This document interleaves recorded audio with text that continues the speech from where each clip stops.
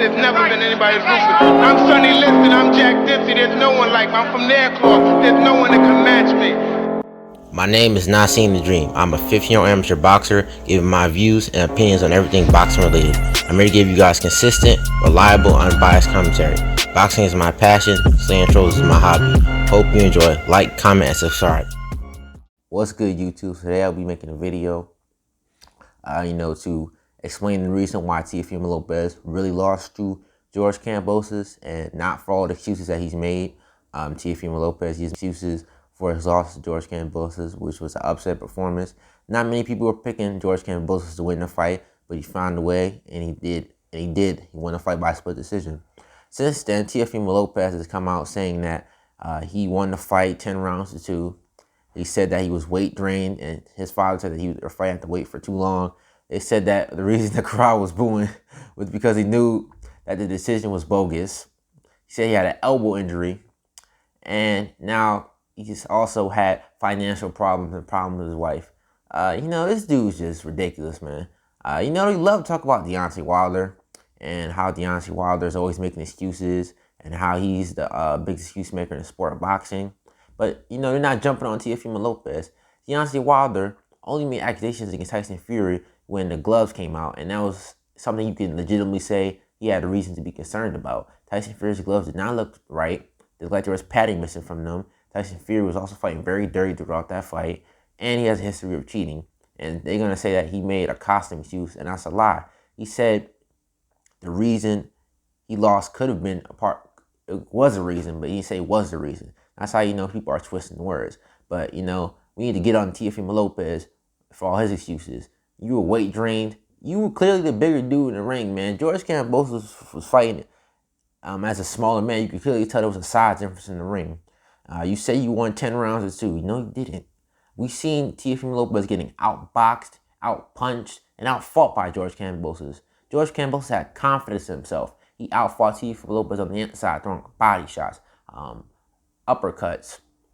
He was employing a successful jab, quick drop, doubling the jab up, using a triple jab, 4 jabs, using uppercut to time Teofimo Lopez and pulling his guard down to hit him with the uppercut. Coming over Teofimo Lopez's hot Philly shell guard with the overhand right. You know what Teofimo Lopez could have did? He could have stopped being so wild. He could have stopped trying to use the Philly shell defense because it's not working for him, and just put his hands up. And if he put his hands up, he wouldn't have been able to get hit with the overhand right as much. He also, like I said, should have been more disciplined. He was way too wildering. At times, he left himself wide open to get countered by George Kambosos. George Kambosos has enough hand speed to hit Teofimo Lopez and possibly hurt Teofimo Lopez.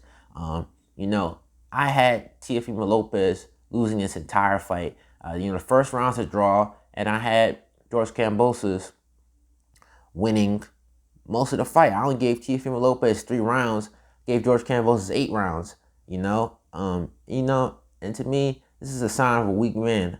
You claim that you're the A side, that you're the best, you're the takeover, you're this, that, and so forth. You're gonna knock out George Kambosos in the third round or the first round. That he was a bum, that you're invincible. It just makes you look bad. And I said to myself that this fight was going to expose Teofimo Lopez, either his true colors or let him know that he just was overinflated and had a big ego at the time. But now he's gonna learn to be humble. But all these excuses just shows that he's delusional. You can't take his loss like a man.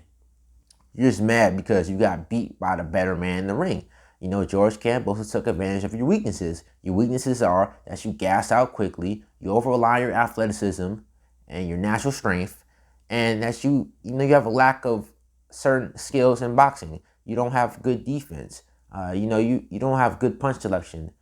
Your jab is not that very good. He kept trying to hit George Kambosos with the jab, and the reason it was not hitting the center line was because he wasn't setting it up. George Kambosos was consistently moving.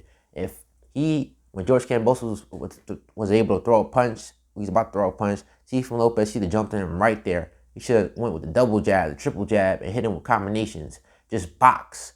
Take the time off. If he'd have boxed, he would have had more energy. Yes, he did drop him in the 10th round, but he didn't have enough energy to finish George Kambosos off.